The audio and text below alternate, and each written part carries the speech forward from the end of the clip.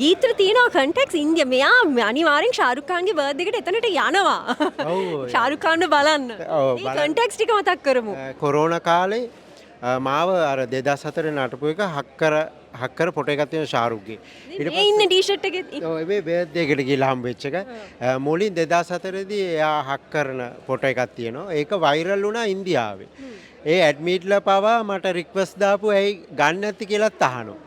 ඉතින් මම එච්චර හිතුවේ නෑ. ඉතින් මගේ ගොඩක් ෆෝන් එක ගත්තම තනිකර ඉන්දියාවගේ තමයි මම. ලංකාවේ ගොඩක් ප්‍රසිද්ධ වුණාම ශාරුක් ඛාන් ඩුබායි වල ඇත්තට පොඩි අමනාපයක් තිබ්බ ශාරුක් ලංකාවේ 2004 අර පොඩි සිද්ධියක් වුණා. ඇත්තටම මේ තිස්සමාරාමේ ශාරුක් රිසෝට් කියලා මගේ හොටෙල් එකක් තියෙනවා. මගේ එකක් නේ බීච් එකයිනෙත් තියෙනවා. කොළඹත් තියෙනවා. මම 2004 ඇක්ටර් කෙනෙක් විදිහට එයා එක්ක පැයක් නටන මගේ ජීවිත කතාව මම ගර්ල්ස්ලා ඉන්නේ හැම එකම කතා කරලා තියෙනෝනේ. ඒකෙන් මට එයා හොඳ මතකයක් තියෙනවා.